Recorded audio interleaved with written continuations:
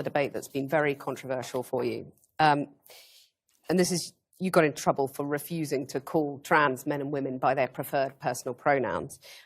No, that's not actually true. I got in trouble because I said I would not follow the compelled speech dictates of the federal and provincial government. I actually never got in trouble for not calling anyone anything. Right. That didn't happen. You wouldn't follow the change of law, which was designed not to once it was outlaw law. discrimination. No.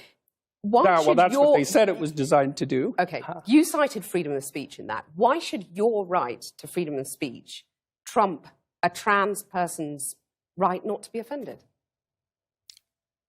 Because in order to be able to think, you have to risk being offensive. I mean, look at the conversation we're having right now. You know, like you're certainly willing to risk offending me in the pursuit of truth. Why should you have the right to do that? It's been rather uncomfortable. Well, I'm very glad I put you on the spot. Well, I'm very glad that I have exercised my freedom of speech. You get my point. It's like you're doing what you should do, which is digging a bit to see what the hell's going on. So and that is what you should do. But you're exercising your freedom of speech to certainly risk offending me. And that's fine. I think more power to you as far as I'm concerned. So you haven't sat there and... I'm just trying to work that out. I mean... Ha, gotcha. You have got me. You have got me. I'm trying to work that through in my head. Yeah, it took a while. It did, yeah. It took a while. You have voluntarily come into the studio and agreed to be questioned. Mm-hmm. A trans person in your class has come to your class and said they want to be called That's never happened. And I would call them she. So you would. So you've kind of changed your tune on that. No, I said that right from the beginning. What I said at the beginning was that I was not going to cede the linguistic territory to radical leftists, regardless of whether or not it was put in law. That's what I said. And then the people who came after me said, oh, you must be transphobic and you mistreat a student in your class. It's like, I never mistreated a student in my class. I'm not transphobic, and that isn't what I said. Well, except you've also called trans campaigners authoritarian, haven't you? I mean, isn't that grossly... Well, only in the broader context of my claims that radical leftist ideologues are authoritarian, which they are. You're saying someone who's trying to work out their gender identity, who may well have struggled with that, had quite a tough time over the years. With it, yeah. You're comparing them with, you know, Chairman Mao, who saw the deaths of millions of people. Well, even if the activists, you know, they're trans people too. They have a right to say these things. Yeah, but they don't have a right to speak for their whole community. To compare them to Chairman Mao or, you know, Pinochet, Augusto Pinochet. I mean, you know, this is grossly insensitive. No, I didn't compare them to Pinochet. Well, I did compare them to He was an authoritarian. He was a right-winger, though. I was comparing them to the left-wing totalitarians. Okay. And I do believe they are left-wing totalitarians. Under Mao, millions of people died. Right. I mean, there's no comparison between Mao and a trans activist, is there? Why not? Because trans activists aren't killing millions of people? The philosophy that's guiding their utterances is the same philosophy. The consequences are... Not yet. You're saying that trans activists could lead to the deaths of millions of people? No, I'm saying that the philosophy that drives their utterances is the same philosophy that already has driven us to the deaths of millions of people. Okay, tell us how that philosophy is in any way comparable. Sure, that's no problem. The first thing is that the philosophy presumes that group identity is paramount. That's the fundamental philosophy that drove the Soviet Union and Maoist China. And it's the fundamental philosophy of the left-wing activists. It's identity politics. It doesn't matter who you are as an individual. It matters who you are in terms of your group identity.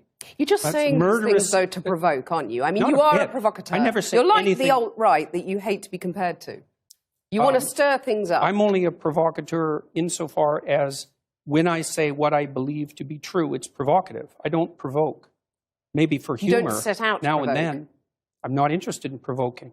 But what about the thing about, you know, fighting and the lobster? Tell us about the lobster. Well, that's quite a segue. Well, the first chapter I have in my book is called Stand Up Straight with Your Shoulders Back. And it's an injunction to be combative, not least to further your career, let's say, but also to adopt a stance of ready engagement with the world and to reflect that in your posture. And the reason that I write about lobsters is because there's this idea that hierarchical structures are a sociological construct of the Western patriarchy. And that is so untrue that it's almost unbelievable. And I use the lobster as an example because the lobster We divulged from lobsters in evolutionary history about 350 million years ago, common ancestor. And lobsters exist in hierarchies, and they have a nervous system attuned to the hierarchy. And that nervous system runs on serotonin, just like our nervous systems do.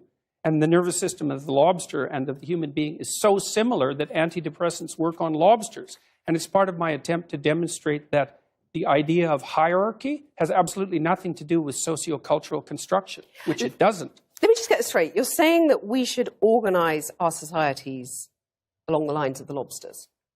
I'm saying that it's inevitable that there will be continuity in the way that animals and human beings organize their structures. It's absolutely inevitable. And there is 1/3 of a billion years of evolutionary history behind that. Right? That's so long that 1/3 of a billion years ago, there weren't even trees. It's a long time. You have a mechanism in your brain that runs on serotonin that's similar to the lobster mechanism that tracks your status. And the higher your status, the better your emotions are regulated.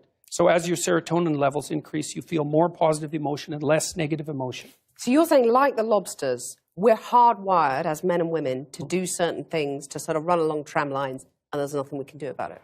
No, I'm not saying there's nothing we can do about it, because it's like in a chess game, right? There's lots of things that you can do, although you can't break the rules of the chess game and continue to play chess. And your biological nature is somewhat like that, is it sets the rules of the game, but within those rules you have a lot of leeway. But the idea but one thing we can't do is say that hierarchical organization is a consequence of the capitalist patriarchy. It's like, that's patently absurd. It's wrong. It's not a matter of opinion. It's seriously wrong. Aren't you just whipping people up into a state of anger? And not at all.